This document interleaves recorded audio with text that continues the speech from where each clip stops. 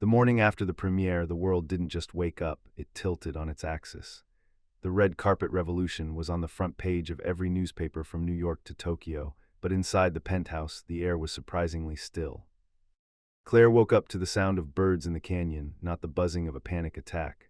For the first time, she didn't reach for her headphones to block out the world. She reached for her laptop. Beside her, Julian was already awake, propped up on his elbows, watching her with a look of pure, unadulterated pride. He wasn't the golden boy today. He was a man who had finally found his North Star. "Have you seen the trades?" Julian asked, his voice thick with sleep and satisfaction. "They're not calling it a hit, Claire. They're calling it a movement. And they're calling us, well, they're calling us the Dew of Truth." Claire opened the digital edition of Variety. The headline was massive: "Thorne and the Ghost, a new empire born from silence." The article didn't focus on the scandal or the video. It focused on the chemistry, the way Claire's words transformed Julian's acting, and the way Julian's presence gave Claire's words a body. They were no longer an actor and a writer, they were a brand. "Marcus has called 16 times, Julian said, tossing his phone onto the velvet chair. "The studio is terrified. They realize that we don't need them. We have the audience, we have the truth, and now we have the power." An hour later, they were sitting on the balcony, but instead of hiding, they were planning. Claire had a legal pad in front of her. "I'm not just writing your next movie, Julian," Claire said, her eyes flashing with a sharp, executive brilliance. "We're going to produce it. We're going to start our own company. Shadow and Light Productions. No more Marcus Vane, no more NDAs, no more scripts written by committees." Julian leaned forward, his heart racing. This was better than any fame he had ever known. This was partnership. "Shadow and Light," Julian repeated, the words tasting like victory. "I like the sound of that. I'll provide the face, the craft, and the funding. You provide the soul, the story, and the direction. We'll show them that the best stories aren't told by people who are perfect. They're told by people who are real." But even in the middle of their triumph, Claire's thoughts drifted back to the small, dusty streets of Oak Ridge. She looked at the diamond ring Julian had placed on the table, not as a proposal yet, but as a promise.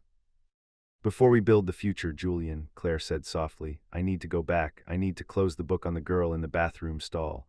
I want them to see me, not as a ghost, but as the woman who owns the sun." "Then we go together," Julian said, standing up and pulling her into his arms. "We'll show Oak Ridge exactly what happens when you try to silence a genius." The sky over the Atlantic was a bruised purple, the kind of color Claire used to describe in her early poems when she felt most alone.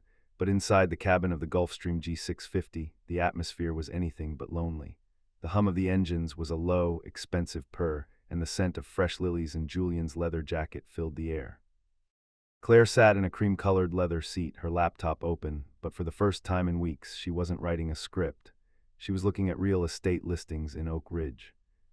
"You're really going to do it, aren't you?" Julian asked, walking over from the small bar with 2 glasses of sparkling water.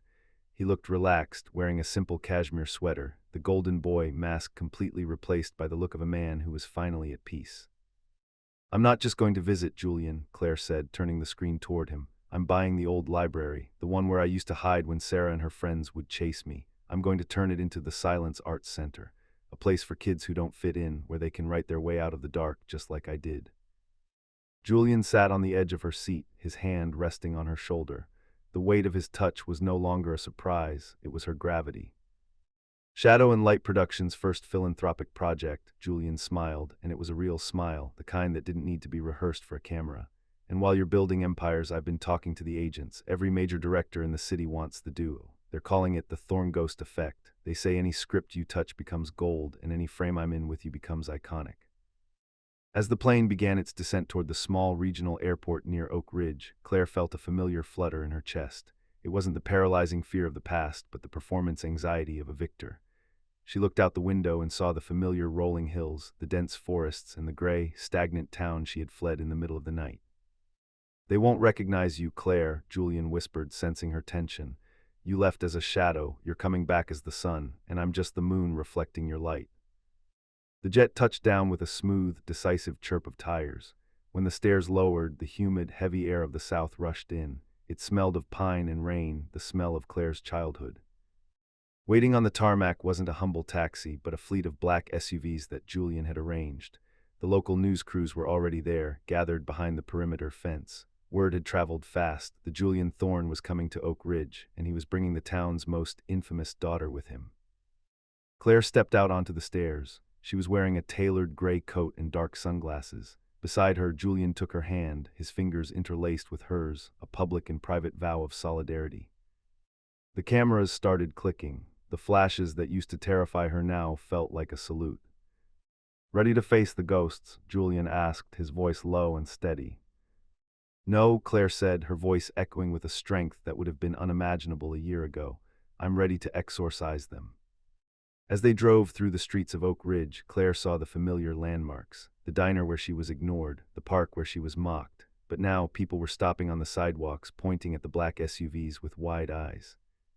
She opened her notebook and scribbled a note for the movie they were planning to film right here, in these very streets.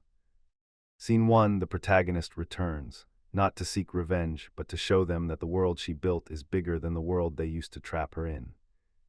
"We're going to film the Shadow's origin here, aren't we?" Julian asked, watching her write.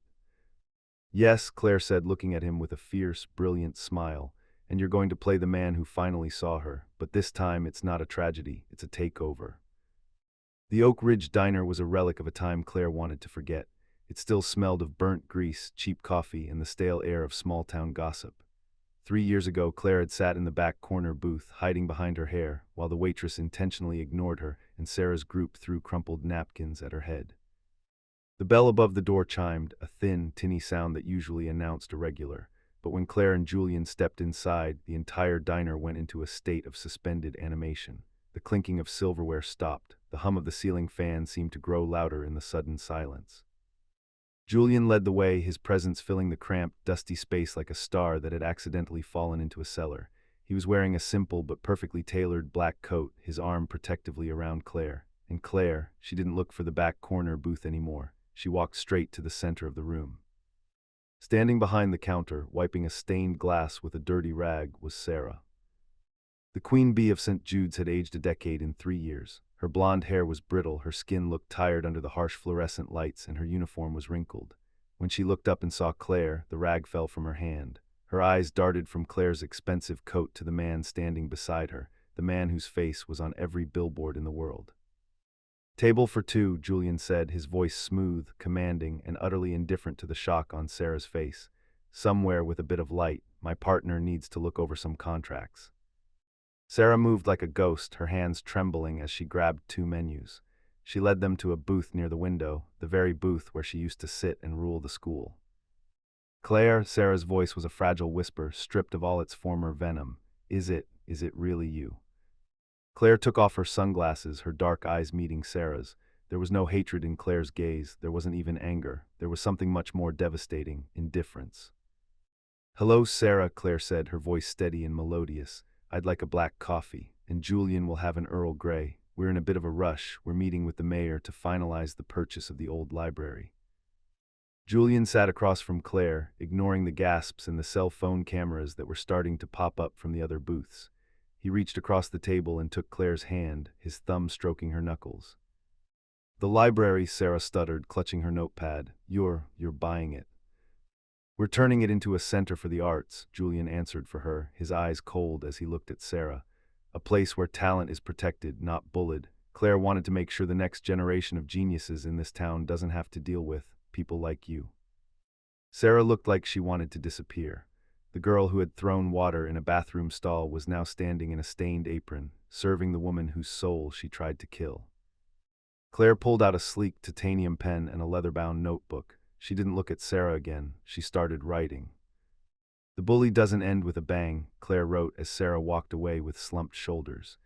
"They end with a whimper in the same place they started, watching the people they tried to break fly toward the sun." "You okay?" Julian whispered, his eyes searching hers. "I'm better than okay," Claire said, a genuine, radiant smile breaking across her face. I thought I needed to hear her apologize, but I realized her life is her apology. My life is my answer.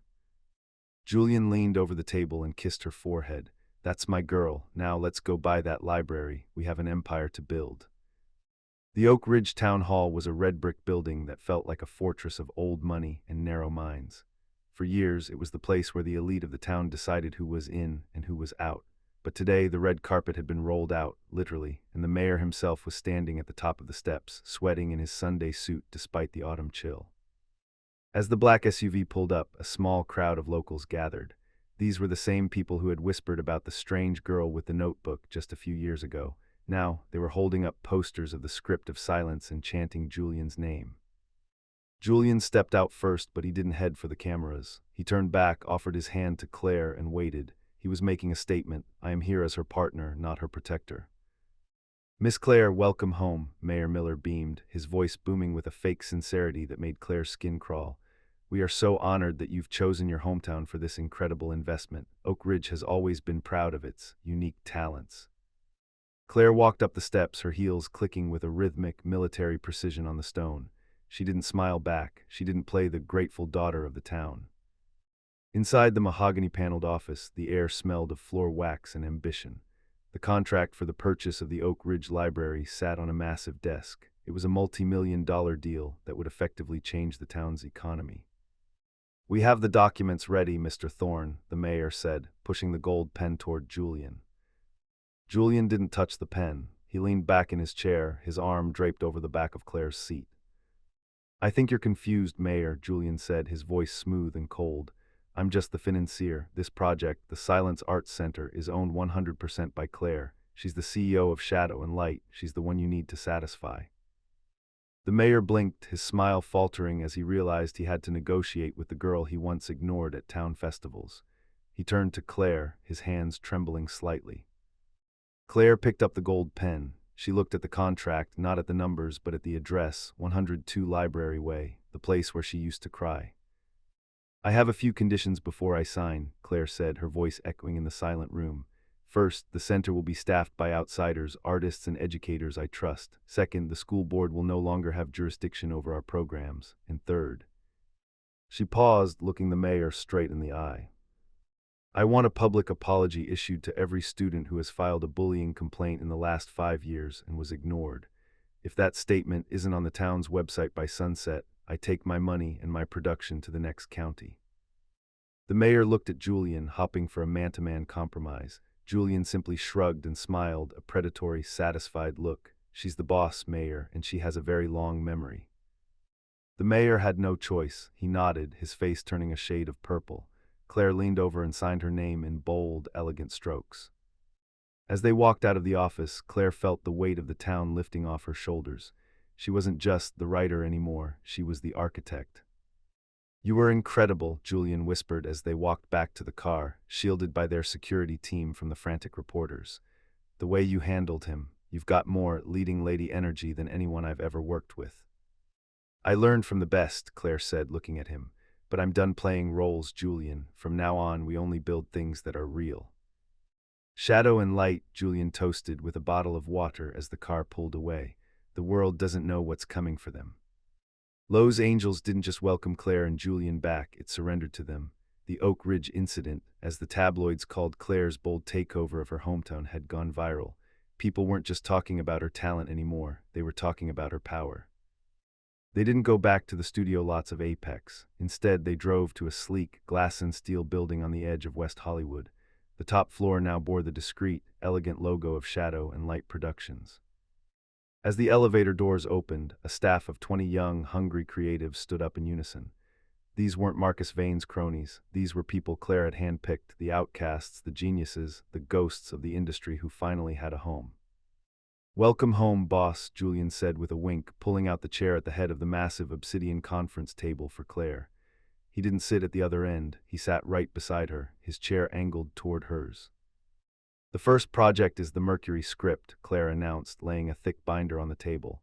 It's not just a movie, it's the story of a man who loses his voice and the woman who teaches him to speak through the stars. Julian is the lead, I'm the lead producer and head writer. Outside the glass walls, the paparazzi were using drones just to get a glimpse of them. The Thorn Ghost obsession had reached a fever pitch. They were the it couple of 2026, not because they attended parties, but because they ignored them. The world is waiting for a crack in the armor, Claire, Julian whispered as the staff started their briefing. They want to see if we'll turn into the very monsters we're fighting. Marcus Vane has been telling the press that you're difficult and that I'm under a spell. Let them call it a spell, Claire replied, her voice filled with a quiet, lethal confidence. By the time they realize it's just hard work, we'll own the theater chains they rely on. The work was intense. For the next 12 hours, they were a machine. Claire would write a scene, and Julian would immediately perform it in the center of the office, testing the rhythm of the words. It was a duo that Hollywood had never seen, a writer and an actor who shared a single pulse. "No, Julian," Claire said, standing up and walking toward him during a tense rehearsal of the climax. "Don't shout that line. The character isn't angry, he's disappointed. Silence is louder than a scream, remember." Julian looked at her, his eyes dark with intensity. He dropped his voice to a whisper, the air in the room suddenly feeling heavy and electric. "Like this."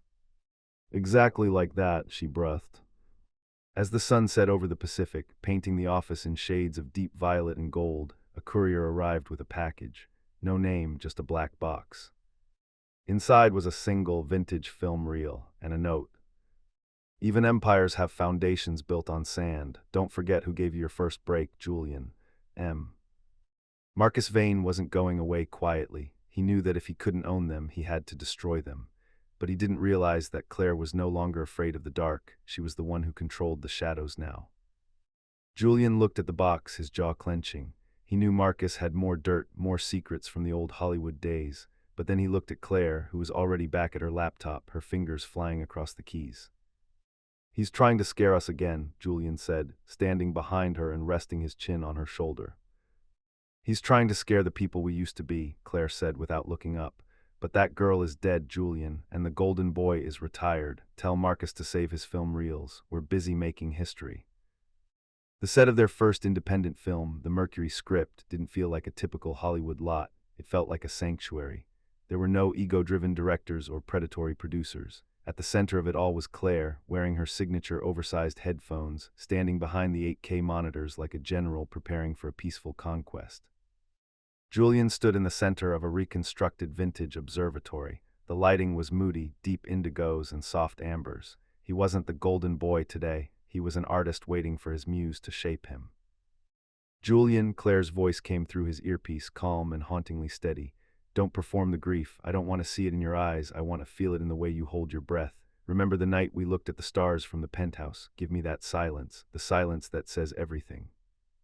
Julian closed his eyes, took a breath, and transformed. In that moment, he wasn't acting. He was living the words she had bled onto the page. Suddenly, the heavy soundproof doors of the studio burst open. The rhythmic hum of the cameras was shattered by the clicking of expensive loafers. Marcus Vane's personal attorney marched in, flanked by two men in dark suits, waving a stack of legal documents. "Cease and desist," the lawyer shouted, his voice echoing off the rafters. "We have an injunction. Mr. Thorne is in breach of his non-compete clause with Apex Studios, and as for you, Miss Claire, we're filing for intellectual property theft. These scripts belong to the studio that gave you your start." The crew froze, the lights flickered as the gaffers looked at Claire, waiting for a breakdown. Julian stepped off the platform, his fists clenched, his face a mask of controlled rage, but Claire didn't flinch. She took off her headphones, stepped away from the monitor, and walked toward the lawyers with a terrifyingly cool smile. "Intellectual property theft?" Claire asked, her voice dropping to a whisper that felt louder than the lawyer's shout. "That's a bold claim for a man whose client tried to blackmail a minor with leaked footage. The contracts you're holding were nullified the moment Marcus Vane engaged in criminal intimidation. My lawyers have been waiting for this call for 3 weeks." Julian stepped up beside her, his hands sliding firmly around her waist. The cameras, the ones they were using to film behind-the-scenes footage, were still rolling, capturing every second of the confrontation. "Tell Marcus something for me," Julian said, his voice vibrating with authority. "He can try to sue us or he can try to stop us. But if he takes one more step toward this set, I'm releasing the audio recordings I took during our last private meeting. You know, the one where he admitted to burying the Mia accident. Let's see how the board of directors likes that." The lawyer's face turned a sickly shade of gray. He looked at the duo and realized he wasn't dealing with a fragile writer and a puppet actor anymore. He was dealing with an empire. "Are we done?" Claire asked, not waiting for an answer. She turned back to her crew. "Is the light still hitting the lens?" "We have 5 minutes of golden hour left, boss," the cinematographer replied, a grin spreading across his face. "Then let's work," Claire commanded. Julian, back to the telescope. "Marcus Vane is just a ghost from a bad script. We're busy making a masterpiece." By the time the sun set and Claire called wrap for the day, the energy on set was electric. Julian walked over to her, drenched in the sweat of a hard day's work, and pulled her into a hug that smelled of success and salt. "We just started a world war, didn't we? Julian whispered against her neck. No, Julian, Claire said, looking at the breathtaking footage on the screen. The war ended when we stopped playing by their rules. This is just us finally winning. The buzz around the Mercury script was no longer just a Hollywood whisper, it was a global roar. The leaked behind-the-scenes footage of Claire and Julian standing up to the lawyers had gone viral, turning them into the rebels of cinema. But as the saying goes in the City of Angels, the higher you fly, the harder they try to clip your wings. It started at 3:00 a.m. A notification chimed on Claire's phone, then Julian's, then every news outlet in the country. A tabloid known for being Marcus Vane's mouthpiece released a special report. The headline read, "The Ghostwriter's Hidden Agenda. Was Julian Thorne just a stepping stone?" The article featured leaked emails, heavily edited and taken out of context, purportedly from Claire to an old contact in Oak Ridge. They made it look like she had planned the romance and the scandal from day one to launch her own production company. It portrayed Claire as a cold, calculating mastermind who used Julian's guilt over his past to control him. Claire stood on the balcony, the morning mist of the canyon feeling like ice against her skin. She held the phone in trembling hands. She knew it was a lie, a masterpiece of digital forgery by Marcus, but the paper fortress inside her felt a crack. "Julian," she whispered as he walked into the room. Julian was staring at his own tablet. His face was unreadable, a mask of the hollow man he used to play. For a second, a terrifying second, Claire saw a flash of doubt in his eyes. The emails looked real. The timing was perfect. "Is this what you think of me?" Julian asked, his voice low, devoid of its usual warmth. "A stepping stone, a useful shadow." "You know me better than a fake email, Julian," Claire's voice cracked. "This is Marcus. This is the machine trying to divide the only thing they can't buy. If you believe this, then he's already won." Julian looked at her, really looked at her. He saw the girl who had cried in his arms, the writer who had given him his soul back. He saw the truth behind the mastermind label the world was trying to pin on her. Julian walked over, took the phone from her hand, and threw it onto the sofa. He didn't yell, he didn't walk away. He pulled her into a hug so tight it felt like he was trying to shield her from the entire internet.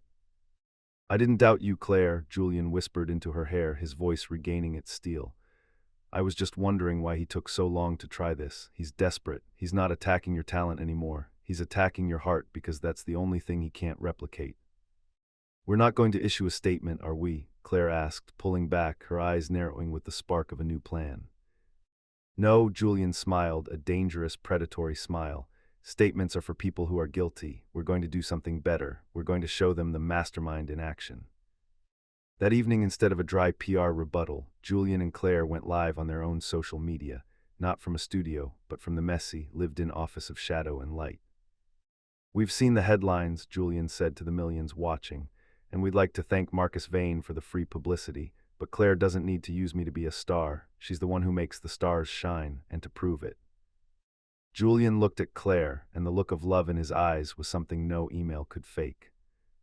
"We're moving the release date of the Mercury script up," Claire announced, her voice echoing with authority, "and we're doing it as a double feature. My first book, The Anatomy of a Shadow, is being released the same day. Marcus tried to tell you a story about me. I think it's time you read the real one." The internet exploded. The poisoned headline backfired instantly. By turning the attack into a launchpad for her book and their film, Claire had turned Marcus's weapon against him. But as they ended the live stream, Claire looked at Julian. "He's going to go further, isn't he? He has nothing left to lose." "Then let him come," Julian said, checking the locks on the glass doors, "because we have everything to win." Success in Hollywood is like a blood trail in the water. It attracts sharks, but it also attracts the scavengers you thought you left behind. While Claire was in the editing suite, meticulously cutting the final scene of the Mercury script, a different kind of script was being written in a dark corner of a bar in Oak Ridge. Sarah, the girl who had spent the last week scrubbing tables and watching Claire's face on the news, couldn't take it anymore. The indifference Claire had shown her in the diner didn't make her reflect. It made her rot with envy. She picked up the phone. She didn't call a journalist. She called the number Marcus Vane's assistant had conveniently left on the diner's counter days ago. "I have more," Sarah whispered into the receiver, her voice shaking with a mix of fear and greed. "I have the journals, the ones she left behind in the locker room after the bathroom incident. There are things in there that would ruin her saint image. She wrote about people. She wrote about hating this town. She wrote about wanting to see it burn." Marcus Vane, sitting in his mahogany office in L.A., felt a surge of adrenaline. The poisoned headline hadn't worked, but this was primary source material. Get her on a flight, Marcus commanded his assistant. Bring the journals, I want to see the monster behind the muse. But Marcus had forgotten one thing. Julian Thorne had been in this industry for 15 years. He had eyes and ears everywhere, drivers, assistants, and disgruntled security guards who stayed loyal to him because he treated them like humans, not furniture. Julian was in the middle of a wardrobe fitting when his phone buzzed. A text from a contact at the airport. Vane just booked a one-way ticket for a girl named Sarah Miller, arriving at Lax at 8 p.m. Julian's face went cold. He didn't tell Claire. He knew her heart. She was finally healing, finally feeling like the rider of the sun. He wasn't going to let the ghost of Oak Ridge haunt her again. At 8:30 p.m., Sarah stepped off the plane, clutching a worn, stained notebook like it was a winning lottery ticket. She expected a black car from Apex Studios. Instead, she was met by a man in a dark hoodie and sunglasses who stepped out from behind a pillar. He lowered his glasses. It was Julian. Looking for Marcus, Julian asked, his voice sounding like a low, dangerous rumble. Sarah froze. The man standing in front of her wasn't the charming golden boy she saw on TV. He looked like a wolf who had just found a stray sheep. I have an appointment. He's buying this. Julian didn't shout. He didn't threaten her with the law. He knew people like Sarah only understood one language: value. He reached into his jacket and pulled out a check. It was already signed. The amount was more than Sarah would make in 10 years at the diner. This is from Shadow and Light Productions, Julian said, his eyes drilling into hers. You have two choices, Sarah. You can go to Marcus, give him that notebook, and he'll use you and throw you away the moment the lawsuit starts. Or you can give me that book, take this check, and disappear. If I ever see your name in a headline, or if you ever step foot in LA again, I will use every lawyer I own to make sure you spend the rest of your life in a courtroom. Do we have a deal? Sarah looked at the check, then at Julian's cold, unwavering gaze. She realized that Claire hadn't just found a partner. She had found a guardian who was more ruthless than any bully Sarah had ever known. She handed over the notebook. Later that night, Julian returned to the penthouse. Claire was asleep on the sofa, her laptop still on her lap, a smudge of ink on her cheek. She looked peaceful. Julian stood by the fireplace. He looked at the notebook, the private, painful thoughts of a teenage Claire. He didn't read a single page. He didn't want to own her past. He only wanted to protect her future. He dropped the notebook into the flames. As the paper turned to ash, Julian sat beside her and brushed the hair from her face. He had done a dirty thing to keep her world clean. It was the price of being half of the most powerful duo in Hollywood. No more ghosts, Claire, he whispered, just the sun. The success of Shadow and Light Productions had created a new kind of monster. They weren't just a production company, they were a phenomenon. Every major streaming giant, Netflix, HBO, Apple, was banging on their glass doors. But the most tempting and dangerous offer came from Global Stream Inc.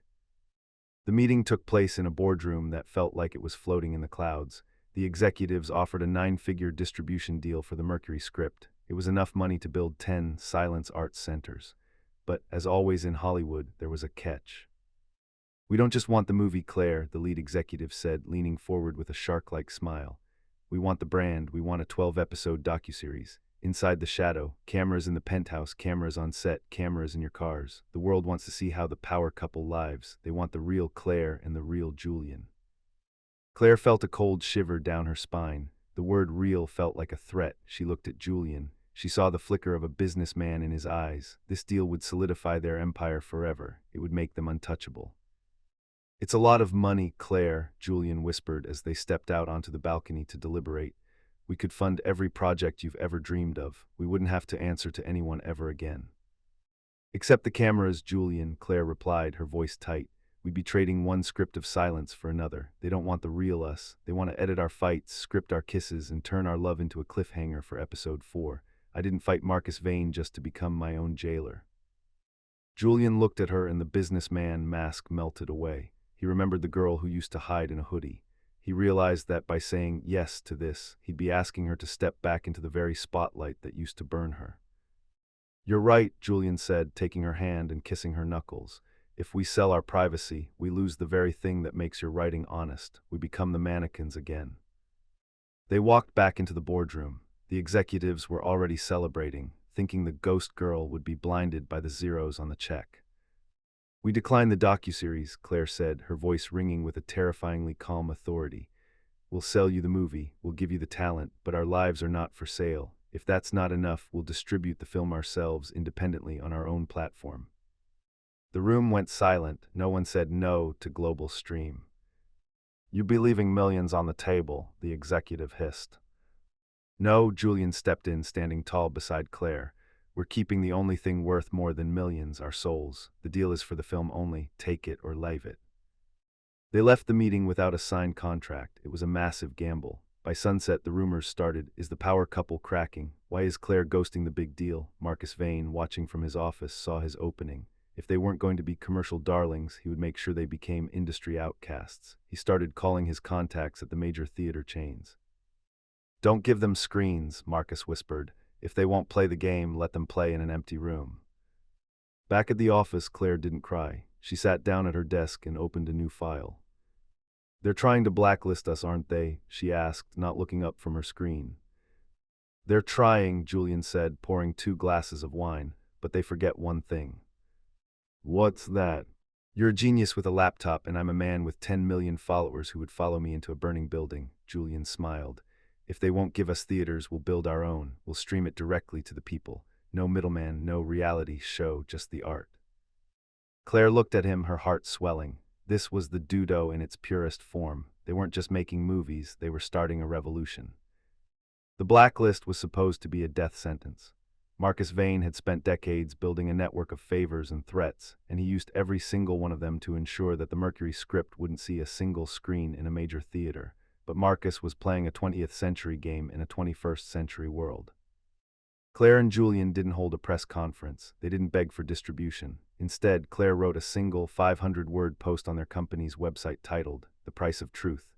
In it, she detailed, without naming names but with enough precision to be lethal, how the machine was trying to hide their story because it refused to be a reality show. Within an hour, the hashtag Release the Silence was trending globally. "They think they own the theaters, Julian," Claire said, watching the numbers climb from their office. "But they forget that the theaters are just rooms. The story is in the people's hands." Julian didn't stay behind the scenes. He used his personal fortune to rent out independent drive-ins, community centers, and even open fields across the country. He announced that the Mercury script would premiere simultaneously on their own encrypted streaming platform and in these pop-up locations. "If they won't give us the red carpet," Julian told the press from the back of a simple production truck, "we'll walk on the grass with the people who actually care about the art." Marcus Vane was watching his empire crumble. His stocks were dipping, and the board of directors at Apex Studios was starting to ask questions. He needed a kill shot. He knew he couldn't stop the movie now, so he decided to destroy the premiere. He contacted a group of hired protesters, people paid to create chaos, and instructed them to infiltrate the main pop-up premiere in Los Angeles. His goal was to make the event look dangerous, unorganized, and violent. The night of the premiere arrived. It wasn't at a glitzy theater. It was in a massive open-air park overlooking the city. Thousands of people showed up, carrying blankets and laptops. Julian and Claire arrived in a simple black Jeep, no security detail, just them. As they stepped out, the hired agitators began to shout, trying to push through the crowd, hurling insults at Claire about her past. Claire didn't hide. She didn't let Julian pull her away. She walked to the small wooden stage at the front of the park. She took the microphone, and for the first time, she didn't look like a writer. She looked like a leader. "To the people shouting," Claire said, her voice echoing through the park, amplified by 1,000 speakers. "I've spent my life being shouted at in rooms much smaller than this. You can't drown out a story that has already been told. To everyone else, thank you for choosing the truth over the script." She looked at Julian, who was standing at the edge of the stage, ready to jump in if anything happened. He gave her a nod of pure, unwavering respect. As the movie began to play on the massive inflatable screen, something magical happened. Instead of the protesters causing a riot, the crowd did something Julian had suggested. Everyone turned on their phone flashlights and pointed them toward the sky. Thousands of beams of light cut through the LA smog. It was a silent, beautiful defiance. From the hills, it looked like a field of fireflies had taken over the city. By the time the credits rolled, the server stats came in. 5 million people had streamed the movie in the first 2 hours. It was a financial and cultural earthquake. Marcus Vane had spent millions to stop them, and in doing so, he had made them the most profitable independent creators in history. After the crowd cleared, Julian and Claire sat on the edge of the stage. the city lights twinkling below. "We won, didn't we?" Julian asked, his voice soft with relief. "We didn't just win, Julian," Claire said, leaning her head on his shoulder. "We changed the rules. No one can ever tell us to be quiet again." "But Marcus," Julian's eyes darkened, "he's still out there, and a cornered animal is the most dangerous kind." "Let him come," Claire whispered. "We have the light now." The success of the Mercury script wasn't just a hit, it was a revolution. But while the world was celebrating, the man who built the machine was falling apart. Marcus Vane had lost his studio, his board of directors had fired him, and his reputation was in ashes. It was midnight at the Shadow and Light headquarters. The glass tower was empty, except for the top floor where Claire and Julian were finishing the final paperwork for their new foundation. The silence was broken by the heavy thud of the elevator doors. Marcus Vane stepped out. He didn't look like the king of Hollywood anymore. His suit was wrinkled, his eyes were bloodshot, and he held a heavy, old-fashioned briefcase in one hand. But it was his other hand that made Julian step in front of Claire. It was tucked deep into his pocket, gripping something metallic. "You think you've won," Marcus rasped, his voice sounding like broken glass. "You think you can just walk away from the system I built? I made you, Julian. I took a mediocre actor with a dark secret and gave him the world. And you, Claire, you were a ghost. I gave you a body. I gave you a name." "You didn't give me anything, Marcus," Claire said, stepping out from behind Julian. She wasn't shaking. "You tried to steal my soul and sell it back to me in installments. The only thing you gave me was a reason to fight." Marcus pulled his hand out of his pocket. It wasn't a gun, it was a flash drive. But in Hollywood, a flash drive can be just as lethal. "In here," Marcus sneered, "is every NDA, every payoff, every recorded conversation from the last decade, including the full unedited footage of the night Julian's car went off the road. If I press upload, the world won't see a hero. They'll see a coward, and they'll see you, Claire, as the woman who covered for him." Julian felt the air leave his lungs. This was it. The secret that had haunted him, the one Claire had helped him process through her writing, was about to become public property. He looked at Claire, ready to tell her to save herself, to distance herself from him. But Claire just laughed. It was a cold, melodic sound that filled the glass room. "Upload it, Marcus," Claire said, crossing her arms. Marcus froze. "You're bluffing." "I'm not," Claire said, walking toward him, "because while you were busy trying to blackmail us, I was busy writing the real ending. Julian and I did an interview with the New York Times 3 hours ago. We told them everything. The car, the cover-up, the studio's involvement, everything. We gave them the evidence. We didn't wait for you to reveal the truth. We gave it away for free." The look on Marcus's face was one of pure, agonizing defeat. He had spent his whole life trading in secrets, and he had finally met someone who realized that a secret only has power if you're afraid of it. You ruined it," Marcus whispered. "You destroyed the mystery. No one will ever hire him again." "They don't have to hire him," Claire said, standing inches away from him, her eyes burning with the fire of 1,000 suns. "He owns the studio now. We own the stories. You're not a producer anymore, Marcus. You're just a man in an empty office." Security arrived moments later, but Julian waved them off. He didn't want a scene. He just wanted Marcus gone. "Get out," Julian said, his voice quiet but filled with a new, profound freedom. "And Marcus, thanks for the footage. We'll use it for the documentary about how the old Hollywood died." As Marcus was led out, a broken shell of a man, Julian turned to Claire. He was shaking, the weight of a decade-old lie finally lifted off his heart. "You told them," Julian asked, "everything." "Everything," Claire said, taking his face in her hands. "Now there's nothing left to hide. Now it's just us."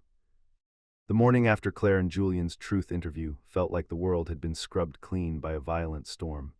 The confession about the Mia accident and Marcus Vane's years of systemic blackmail didn't just break the internet, it shattered the very foundation of how celebrity culture worked.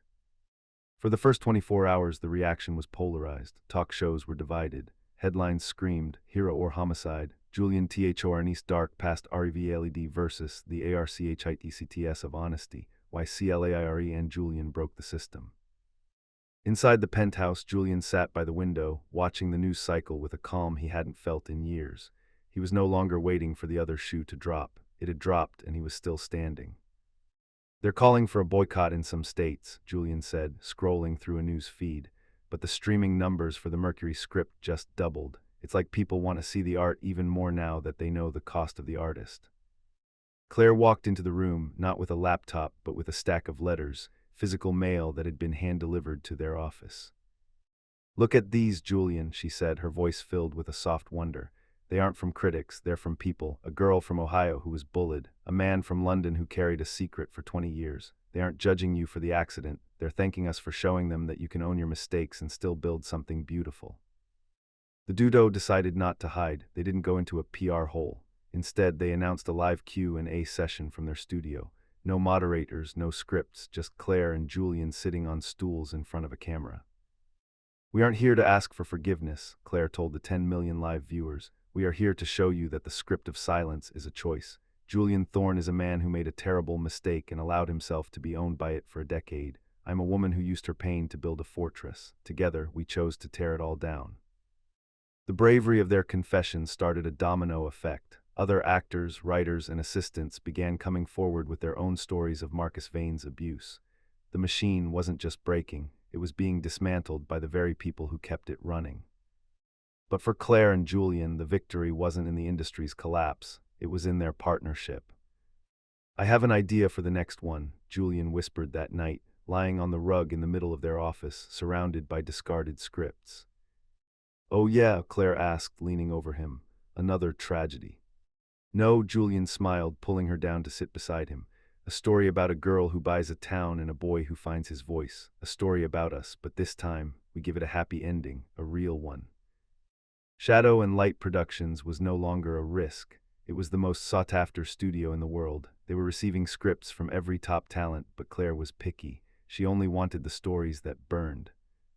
As they prepared for the international launch of their foundation, Claire realized that the 100,000 words she had once dreamed of writing weren't just on paper anymore. They were written in the lives of the people they were helping. The police investigation into Marcus Vane's financial crimes had officially begun. He was no longer a threat, he was a cautionary tale. Claire looked at her old notebook, the one Julian hadn't burned, the one she kept to remind herself of where she came from. She turned to a blank page and wrote, "The end of the secret is the beginning of the life. We are no longer the ghosts in the machine. We are the ones who turn the lights on." The road to Oak Ridge didn't feel like a path of thorns anymore. It felt like a victory lap. This time there were no black SUVs with tinted windows trying to hide. Claire and Julian drove a vintage convertible, the top down, the crisp autumn air of the South filling their lungs. When they reached the center of town, the old, decaying library had been transformed. It was now a stunning architectural marvel of glass and local stone, the Silence Arts Center. It stood as a beacon of modern hope in a town that had been stuck in the past. But the biggest change wasn't the building, it was the people. The same sidewalks where Claire had once been mocked were now lined with hundreds of locals. They weren't just there for Julian's autograph anymore. They were holding up copies of Claire's book, The Anatomy of a Shadow. Mayor Miller was there, looking humbler than before. He didn't try to take the spotlight. He simply stepped aside as Claire and Julian walked toward the ribbon. "I kept my promise, Miss Claire," the mayor whispered as they passed. "The public apology is the first thing people see on our town's website, and the anti-bullying program is now mandatory in every school in the county." Claire nodded a graceful, silent acknowledgement. She didn't need his praise, she had his compliance. In the back of the crowd, Claire spotted a familiar face. It was Sarah. She wasn't wearing her diner apron today. She looked smaller, stripped of the false power she used to wield. She looked at Claire not with hate, but with a profound, aching regret. Claire didn't look away, she didn't gloat. She simply gave her a look that said, "I survived you, and in doing so, I became more than you ever thought possible." It was the final closure of a wound that had stayed open for a decade. Claire stepped up to the podium. Julian stood a step behind her, his hand resting on the small of her back, his constant, silent support. 10 years ago, Claire began, her voice projected through the streets of the town that once tried to erase her. "I thought my words were a prison. I thought the things I wrote in the dark would stay there forever. But today, we open this center to tell every child who feels like a ghost that your voice is your greatest weapon. Don't wait for permission to speak. Write your own script." As the ribbon fell, the crowd erupted into applause. It wasn't the fake applause of a movie premiere. It was the sound of a community finally waking up. Inside the center, the walls were covered with the 100,000 Words Project, a massive digital installation where anyone could contribute their own story. Claire walked to the very first screen and typed the first entry of the day. "Silence is a room, truth is the door, welcome home." Later that evening, after the crowds had left, Claire and Julian sat on the steps of the center, looking up at the stars. The air was quiet, but it was a good silence. You did it, Claire, Julian said, his eyes reflecting the soft glow of the building. You didn't just write a hit movie, you healed a town. We did it, Julian, she corrected him, leaning her head on his shoulder. I couldn't have faced this place without you. So, Julian smiled, pulling a small, velvet box from his pocket. Now that the ghosts are gone and the empire is built, are you ready for the one script I haven't shown you yet? The transformation of Claire and Julian wasn't just a Hollywood story, it was a legend. A few months after the opening of the center in Oak Ridge, the duo found themselves back in Lowe's Angels, but the city felt different. It didn't feel like a predatory jungle anymore, it felt like their playground. On the roof of their glass tower, with the lights of the city twinkling like a billion diamonds below, Julian didn't give a scripted speech. He didn't have cameras following him. He just had the ring, a simple, elegant band with a stone that looked like a drop of frozen starlight. Claire, he said, his voice thick with an emotion that no acting class could ever teach. You wrote a script where I found my voice. Now I want to write a life where you never have to feel alone in the dark again. Will you be the co-author of everything I have left to do? Claire didn't need to find the perfect word. She just nodded, her eyes bright with tears of joy, as he slid the promise of their future onto her finger. But the world wasn't done with them yet. The Mercury script had been nominated for 11 Academy Awards, including Best Picture, Best Actor for Julian, and Best Original Screenplay for Claire. They were the first creative duo in history to be nominated together for a film they produced independently. The night before the Oscars, the penthouse was a hive of activity. Designers, stylists, and publicists were everywhere, but Claire and Julian stayed in their private study, away from the noise. Are you nervous? Julian asked, adjusting the cuff of his midnight blue tuxedo. For the awards, Claire laughed, looking at her reflection in the glass. She was wearing a gown that looked like it was woven from liquid gold, a tribute to the sun she had become. No, the awards are just gold-plated statues, Julian. We already won when we decided to be honest. I'm just excited to show them that the ghost has finally arrived. A surprise guest arrived at their door, not Marcus Vane, but the new CEO of Apex Studios, a woman who had replaced Marcus after the scandal. She came with a contract worth more than anything they had ever seen. We want you back, the CEO said. A 5-film deal, total creative control. We'll call it the shadow and light wing of our studio. Claire looked at the contract, then at Julian. They didn't even need to speak. Their duo was so synchronized they could read each other's thoughts. We're not for sale, Claire said, handing the contract back with a polite smile. We don't want a wing in your studio. We're building our own sky, but thank you for the offer. It's nice to see that the machine has finally learned how to say please. The red carpet at the Dolby Theater was a sea of flashbulbs. When the duo arrived, the screaming of the fans was deafening. But this time, Claire didn't have her headphones on. She leaned into the noise, absorbing the energy. As they walked past the international press, one reporter shouted, Claire, what's the word for tonight? What's the title of this chapter? Claire stopped, looked at Julian, and then back at the camera. The title is Full Circle, she said, because the girl who used to write in bathroom stalls is about to walk onto that stage and tell the world that silence is over. Just before the doors of the theater closed, Julian leaned in and whispered in her ear, Whatever happens inside, Claire, you're my best picture every single day. And you, she replied, are the only leading man I'll ever need. The Dolby Theater was a cathedral of light, velvet, and bated breath. The air inside hummed with the collective anxiety of the world's most powerful people, but in the front row, Claire and Julian sat in a pocket of absolute peace. Their hands were interlaced, fingers locked so tightly it was impossible to tell where the writer ended and the actor began. And the Oscar for Best Original Screenplay goes to... The legendary actress on stage paused, a smile spreading across her face as she opened the envelope. Claire, the Ghost Evans for the Mercury script. The room exploded. It wasn't just a standing ovation, it was a roar of recognition. Julian leaped to his feet, his face glowing with a pride so fierce it eclipsed the stage lights. He kissed her, a deep, lingering kiss that told the story of the trailer, the rooftop, and the long nights in the editing room. Claire walked onto the stage. She looked at the sea of faces, the directors who once ignored her, the executives who once feared her, and the millions of girls watching at home. She held the gold statue, but she didn't look at it. She looked at Julian. I spent 20 years trying to make myself invisible, Claire's voice began, echoing with a crystal-clear authority that silenced the room. I thought if I was quiet enough, the world wouldn't find me to hurt me. I wrote in the dark for the dark, but I learned that silence isn't a shield, it's a cage. and it takes someone with a soul as loud as Julian Thorne's to remind you that your voice deserves to be heard. She took a breath, the golden silence of the theater hanging on her every word. This isn't just an award for a movie. This is for every kid in every Oak Ridge in the world who thinks their story doesn't matter. The script of your life hasn't been finished yet. Grab the pen, break the silence. The light is waiting for you. The night continued like a fever dream of gold. Best Actor, Julian Thorne. Best Picture, the Mercury script. By the end of the ceremony, the duo had done the impossible. They had beaten the system by being themselves. 3 hours later, the Vanity Fair after-party was in full swing. Every celebrity in the world was trying to get near them, but Claire and Julian weren't there. They had slipped out the back entrance, Claire in her gold gown and Julian in his tuxedo, carrying their shoes. They ran through the streets of Hollywood like two kids who had just pulled off the heist of the century. They ended up at the old neon-lit diner where they had their first business meeting.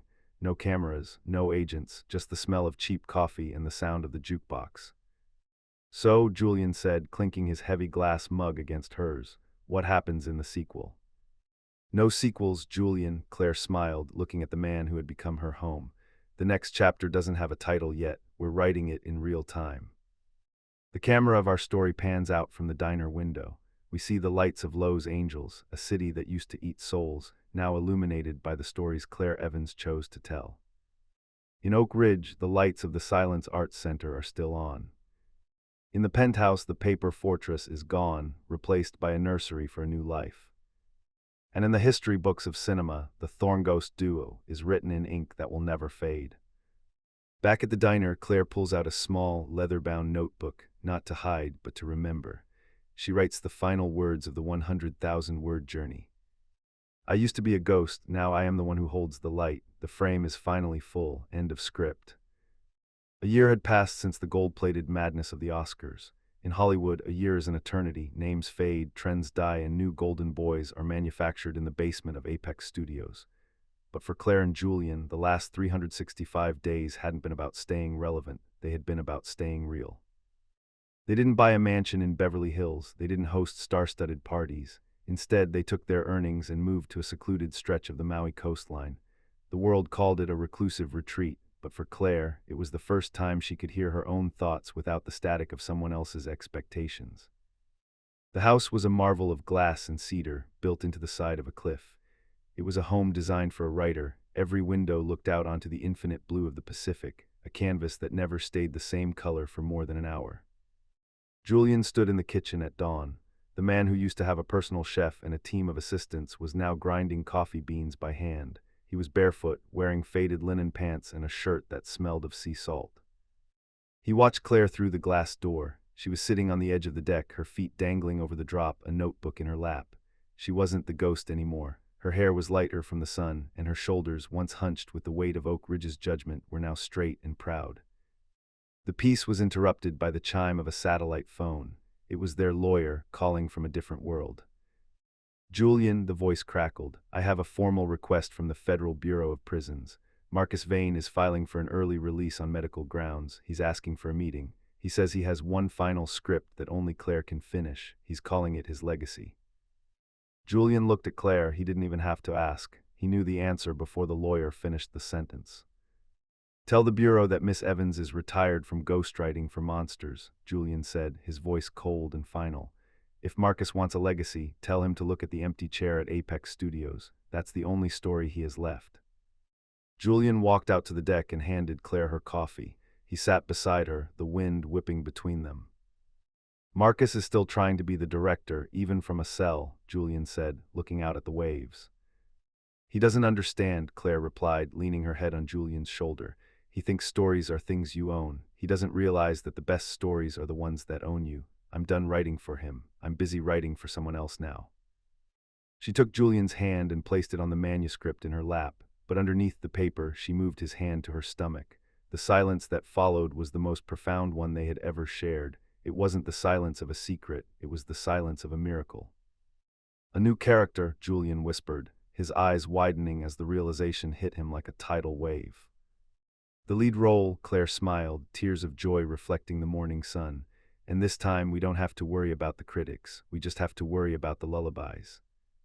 Julian pulled her into a hug that felt like the ending of every great movie ever made, but better because it was real.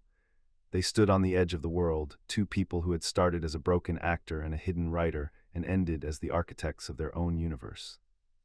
As the sun fully rose, Claire picked up her pen. She didn't write a screenplay, she didn't write a confession.